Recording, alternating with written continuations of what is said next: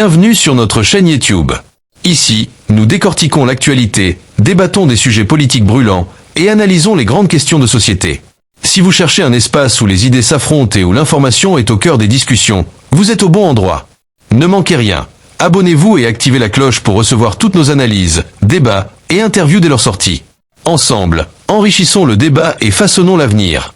Merci d'être avec nous et n'oubliez pas de partager vos réflexions dans les commentaires. À très bientôt. Le second sujet que je voudrais aborder dans cette émission, c'est la nouvelle tactique adoptée par cette organisation moribonde, scrofuleuse, bubonique, cette organisation d'individus macrocéphaliques, vampiriques, d'individus lobotomisés, d'individus sans colonne vertébrale. Cette organisation reptilienne appelée la CEDEAO, une organisation d'Africains d'apparence qui sont en réalité des ennemis déguisés du peuple africain, la CEDEAO. Une organisation qui n'a rien fait de bon pour le peuple ouest-africain, mais qui se sera surtout fait remarquer ces dernières années par sa malice, par ses maléfices. Une organisation malfaisante. Un conglomérat démoniaque. La CEDEAO. Ces individus rassemblés il y a à peine 2 ans voulaient attaquer la République africaine du Niger pour y instaurer leur soi-disant démocratie et leurs soi-disant droits de l'homme qui ne sont respectés dans aucune dictature ouest-africaine. Ouattara Draman, le décapiteur de notre fils, Nguessan Kouakou Toussaint, ne peut pas parler de droits de l'homme. Responsable du saignement du sang ivoirien depuis plus de 30 ans, il ne peut pas parler de droits de l'homme à quelqu'un qui le connaît. Et il ne respecte ni la démocratie, ni la constitution, ni l'état de droit en Côte d'Ivoire, où il persécute à tour de bras les fils et les filles de la Côte d'Ivoire, depuis son avènement dans la classe politique ivoirienne en 1989. Alassane Ouattara, la tragédie ivoirienne. Le satrape reptilien venu de Sendou pour troubler la paix des Ivoiriens. Et ayant renié notre belle terre burkinabé de Sendou pour tenter de troubler toute l'Afrique avant d'être bientôt dégagé. Ce monsieur ne peut pas se placer devant quelqu'un et lui dire « Je vais t'enseigner la démocratie et les droits de l'homme ». C'est pas possible. Pourtant, c'est lui, le grand manipulateur, le grand exécuteur des 4 volontés du néocolonialisme français et de l'impérialisme occidental à la CEDEAO. Il y a un autre individu, Nana Akufo-Addo, président sortant du Ghana. Un vassal notoire qui s'est levé pour aller à Washington, devant le FMI et la Banque mondiale, accuser le Burkina Faso d'être en coopération avec Wagner, leur fameuse obsession. Le Ghana était en train de couler à pic. Le Ghana était en train de s'enfoncer dans les marécages de la faillite financière. Nana Akufo-Addo, armé de sa corbeille de mendiants, se rendit à Washington en pensant qu'en vendant des Africains, il pourrait obtenir qu'on lui lance quelques pièces misérables dans sa sébile. Il y a là accusé le Burkina Faso d'être devenu une base russe. Il y a là accusé le Burkina Faso de pactiser avec les mercenaires de Wagner. Nana Akufo-Addo revint de son expédition à Washington avec $0. Tellement qu'il avait été bas, les Américains refusèrent de l'aider à sauver le Ghana. De retour à Accra, monsieur organisa la surtaxe des compagnies d'extraction d'or de son pays pour pouvoir ne serait-ce que donner à l'État ghanéen de quoi payer ses fonctionnaires. Et il recommença à flatter tout naturellement le Burkina Faso, le Niger et le Mali au motif qu'il avait été mal compris. Prenons Embalo, le plus nul des présidents de la CEDEAO, le plus nul des présidents que la CEDEAO ait jamais eu.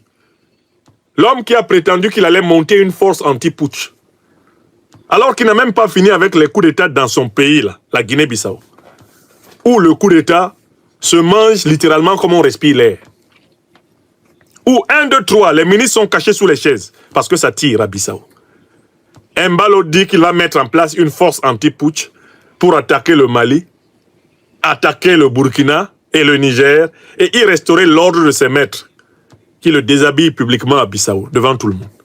Incroyable. Même Embalo. Quelqu'un qui est indigne de s'asseoir sur le fauteuil d'Amilcar Cabral. Le patriote panafricaniste révolutionnaire du PAIGC. Le grand Amilcar Cabral, regardant Embalo et ses manières éhontées, se retourne dans sa tombe. Comment est-il possible qu'un tel type s'asseye sur le fauteuil où je me suis assis? Voilà les gens de la CEDEAO.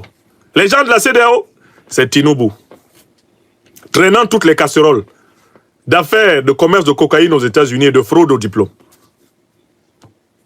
Traînant avec lui un gouvernement hautement corrompu, de voyous notoires qui ne sont même pas capables de laisser le Nigeria développer une autonomie en matière de raffinage de son propre pétrole, compliquant la vie à Dangote, qui aide pourtant le Nigeria à avoir enfin une capacité de raffinage local, faisant que le Nigérian, qui bénéficie d'une terre hautement pétrolière, ne soit pas un mendiant à la pompe, comme il l'est encore. Tinubu, un individu dormant, caméléonique, un individu serpentin, reptilisé, au comportement de lombric. Lui aussi se lève pour faire les 4 volontés de la CEDEAO contre les Africains. Voilà leur dirigeant. À la tête du Bénin, Patrice Talon, qui sera talonné jusqu'à son étalement, se dressant sur ses maigres jarrets pour menacer le Niger.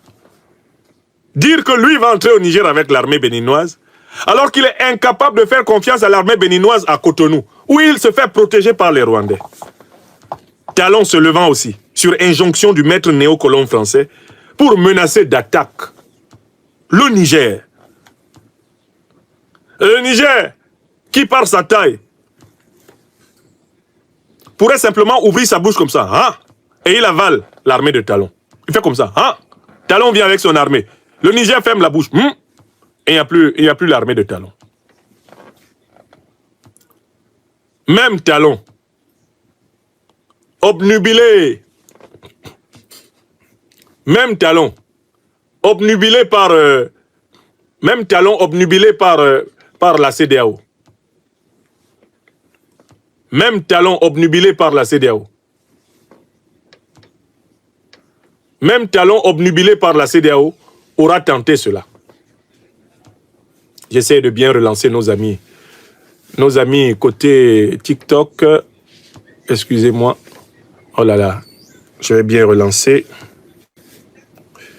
Excusez-moi. Voilà. Talon se dressant sur ses mecs jarrets pour menacer le Niger. Alors que Talon n'a même pas confiance en l'armée béninoise, il se fait protéger par des Rwandais. Toi, tu t'en vas attaquer les gens, alors que chez toi-même, tu as peur de tes gens. Qui va te protéger quand tu vas fuir, quand ça va chauffer? Le voilà jusqu'aujourd'hui, discrédité à tout jamais. Voilà les gens de la CEDEAO. Ils ont choisi la diplomatie de la menace. Ils ont menacé le Mali. Ils ont menacé le Niger. Ils ont menacé le Burkina. Ça n'a pas marché. Au contraire, les Africains, en raison de ces menaces de la CEDEAO, contre le Mali, le Burkina et le Niger, aiment encore plus l'AES. L'AES est l'organisation, l'alliance politique, la confédération la plus aimée des Africains. Faites un sondage, même dans les diasporas africaines. Quels sont les 3 pays africains les plus aimés actuellement? Il y en a 3.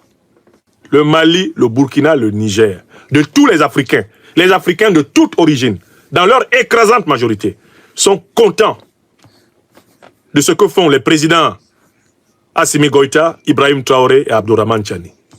C'est vrai. Pas parce que c'est moi qui le dis. Allez vérifier. Et c'est pour cela que c'est contre ces pays que les néocolons et les impérialistes concentrent tous leurs plans les plus nocifs. Parce qu'ils savent que c'est là que l'Afrique se sent bien.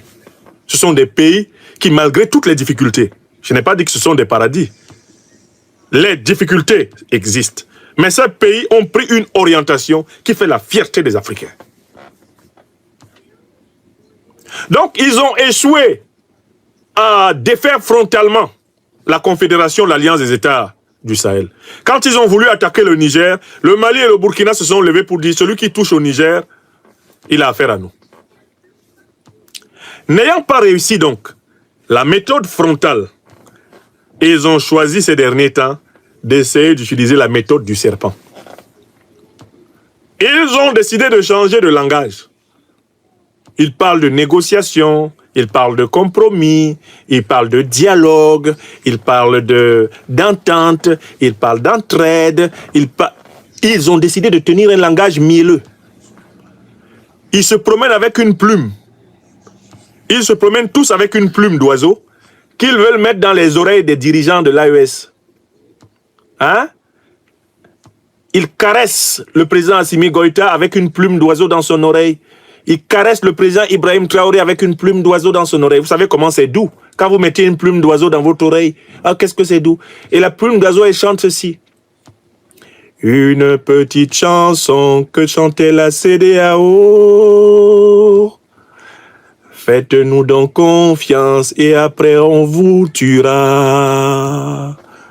C'est une petite chanson que chantait la CEDEAO. Faites-nous donc confiance et on tuera la ES. Et puis ils sont là. C'est une petite chanson que te chantait Ouattara. Tant pis si tu le crois, et après c'est lui qui t'aura. Il multiplie actuellement des missions diplomatiques. Ils font les yeux doux à l'AES. Alassane Ouattara commence à dire, mais l'AES c'est merveilleux. Mais non, j'adore l'AES. Oui, chou. Même Mbalo sort. AES es marvalisamente. AES c'est très important. C'est comme ça qu'ils avaient envoyé Macky Sall.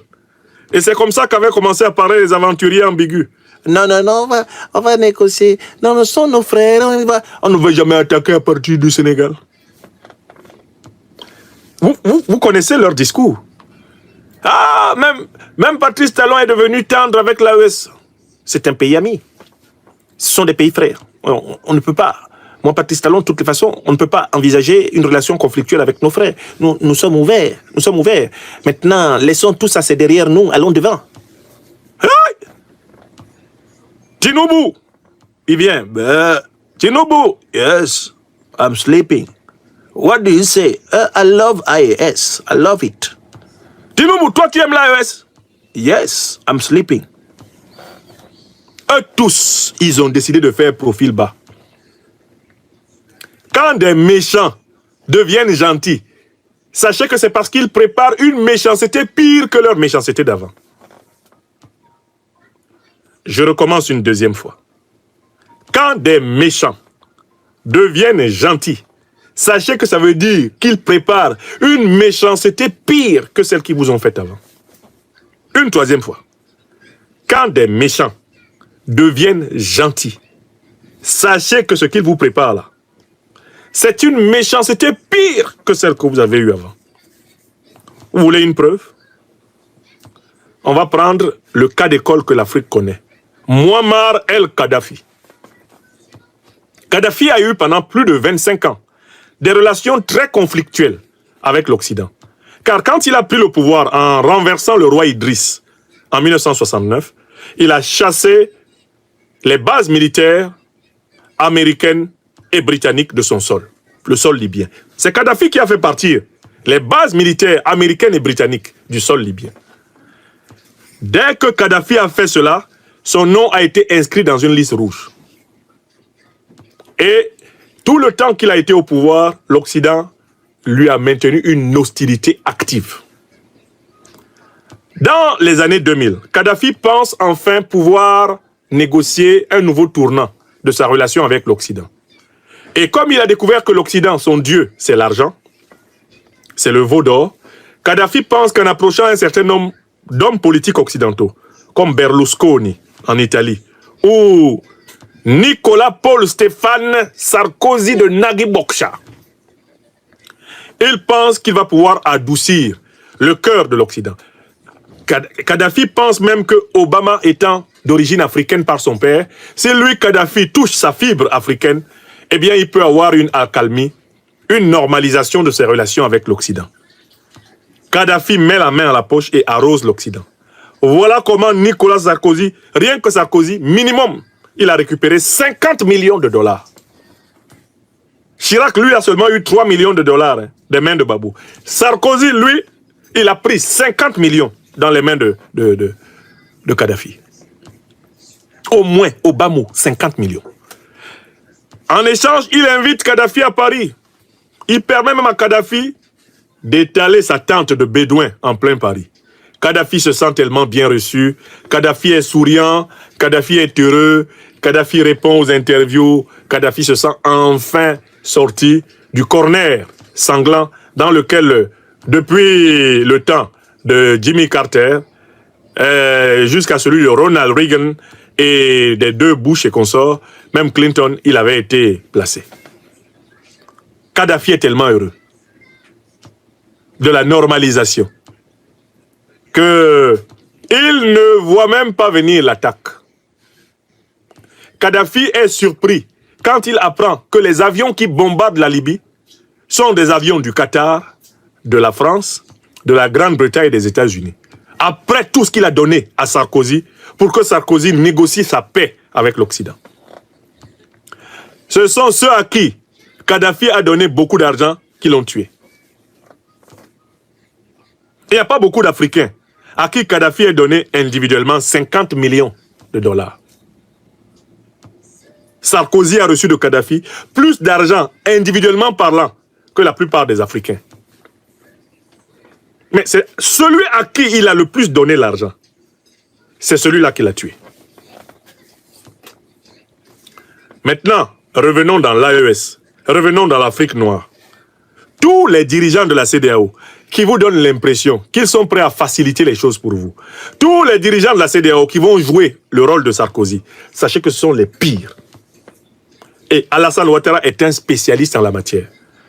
Plus flatteur, plus cyclotimique que lui, tu meurs. Tinubu qui fait semblant de dormir, c'est un faux sommeil. C'est le sommeil du traître. Si tu crois qu'il dort, c'est là qu'il te mord. Mbalo qui fait semblant d'être parfois superficiel, c'est un individu opportuniste et qui ne manquera pas de profiter de la première lucarne pour frapper l'AES, pour se mettre. Talon qui est en difficulté au Bénin, parce qu'il s'est mis à dos toute l'opposition et même ses propres amis. Son meilleur ami étant désormais son prisonnier, Olivier Bokor. C'est pas parce que Talon ne parle pas fort actuellement qu'il a changé. Son comme ça est que, dès qu'il aura l'occasion, il va défendre ses intérêts les plus narcissiques et les plus égoïstes. Et il est prêt à sacrifier n'importe qui pour ça. Il l'a montré. Il n'y a pas son bon dedans dans la CEDEAO. Il n'y en a pas un à qui on puisse faire confiance en le laissant dans son dos, parmi eux, parce que ce ne sont pas des patriotes révolutionnaires africains. Ce sont des opportunistes, des profito-situationnistes, des bourgeois compradors, des aventuriers ambigus, des individus clignotants. Nous ne pouvons pas leur faire confiance, nous connaissons leur histoire.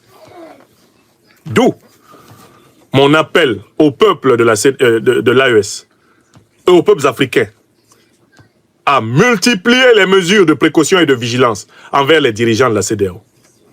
D'où mon appel aux dirigeants de la Confédération de l'Alliance des États du Sahel de ne pas faire ami-ami avec ces voyous. Il ne faut en rien leur faire confiance. Je dis bien en rien. Car la mission qui leur a été donnée est exactement celle qui a été donnée aux États proxys de l'OTAN autour de la Syrie. Même Bachar el-Assad, qui vient de tomber, avait commencé à bénéficier d'un certain langage doucereux des satellites de l'OTAN qui l'entouraient. La Turquie avait commencé à le flatter. L'Arabie Saoudite avait commencé à le flatter. Le Qatar avait commencé à le flatter. Les Émirats Arabes Unis, tout ce monde avait commencé à flatter Bachar el-Assad en lui disant « on peut s'entendre ». C'est au moment où Bachar el-Assad espérait une accalmie, une normalisation de son régime, qu'ils sont sortis, ils sont tombés sur lui à bras raccourcis pour lui faire la peau. Vous avez vu ça, non? J'espère que vous savez que Bachar el-Assad avait entamé la normalisation du régime syrien. Et que cette normalisation, même la puissance française, qui a participé au bombardement contre la Syrie depuis l'origine, même la France de Macron lui avait promis la normalisation des rapports. C'est au moment où Bachar el-Assad a pu penser qu'il avait réussi à sortir du corner dans lequel on l'a placé, c'est ce moment qu'ils ont choisi pour le frapper. Parce que leur manière inimitable de s'asseoir, les néocolonialistes et les impérialistes, c'est d'endormir l'ennemi et de le frapper au moment où celui-ci entre en confiance. Quand tu commences à croire en eux, c'est là que tu es mort.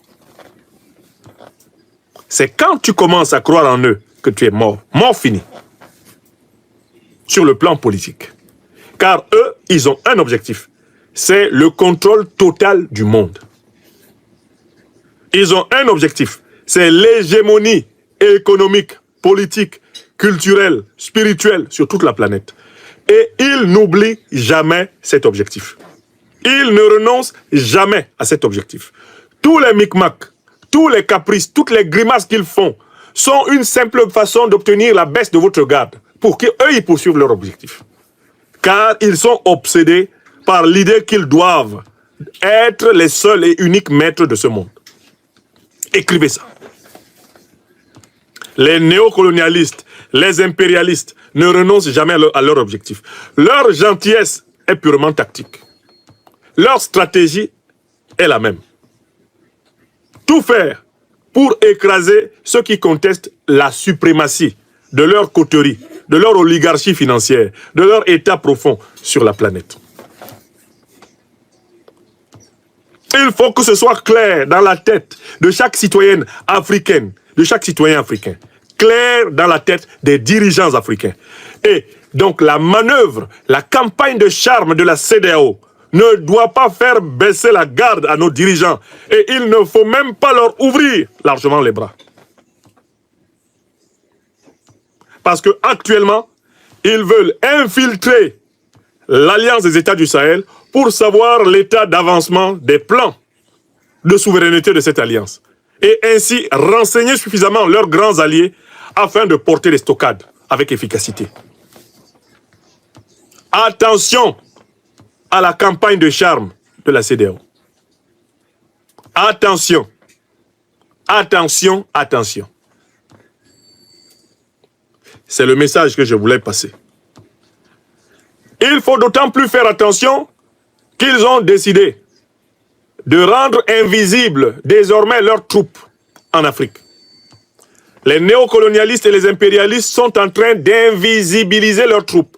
C'est-à-dire que là où il y avait des bases militaires officielles étrangères, on va multiplier des sociétés de sécurité, des compagnies de sécurité, c'est-à-dire en fait des compagnies de mercenaires. Et on a décidé de remplacer massivement le personnel occidental, blanc de couleur, de ces forces de sécurité étrangères sur le sol africain par le personnel noir, par des nègres de maison incorporés dans les compagnies de sécurité. Ils n'ont pas accepté de baisser leur présence militaire. Ils ont décidé de l'invisibiliser. Ce n'est pas la même chose. Invisibiliser, c'est maintenir sa présence militaire chez l'autre, mais en se déguisant par la peau de l'autre. Donc, les mêmes effectifs, et même les effectifs supérieurs, ils veulent les maintenir en Afrique, mais sous forme de compagnies de mercenaires. Voilà pourquoi toute l'Afrique, en général, et la Confédération de l'Alliance des États du Sahel doit mener un travail de filtrage total de tout ce qui s'appelle compagnie de sécurité privée. Tout l'espace de l'AES doit être nettoyé des compagnies de sécurité privées qui ne sont pas contrôlées par les gouvernements. Voilà nos recommandations. Attention, il faut repasser au peigne fin toutes les compagnies de sécurité privées qu'il y a dans l'espace africain et en particulier celles qu'il y a dans l'espace de l'AES. Aucune compagnie de sécurité privée ne doit travailler dans l'AES si elle n'est pas directement contrôlée par le gouvernement. Aucune compagnie de sécurité qui ne soit pas contrôlée par les gouvernements de la Confédération de l'Alliance des États du Sahel ne doit opérer à l'intérieur de la Confédération de l'Alliance des États du Sahel. Il faut appliquer le principe de réciprocité. Combien de compagnies de sécurité africaines, combien de compagnies de mercenaires africains travaillent en Amérique? Combien travaillent en Europe? Combien? Il faut appliquer le principe de réciprocité. Ils sont en train de reconvertir leurs troupes en mercenaires. Et de préférence en mercenaires à peau noire. Donc là où vous aviez 3000 militaires occidentaux, vous allez avoir 3000 à 4000 mercenaires noirs. En tenue civile, avec des armes. Dans la même capitale. Donc il faut faire très attention.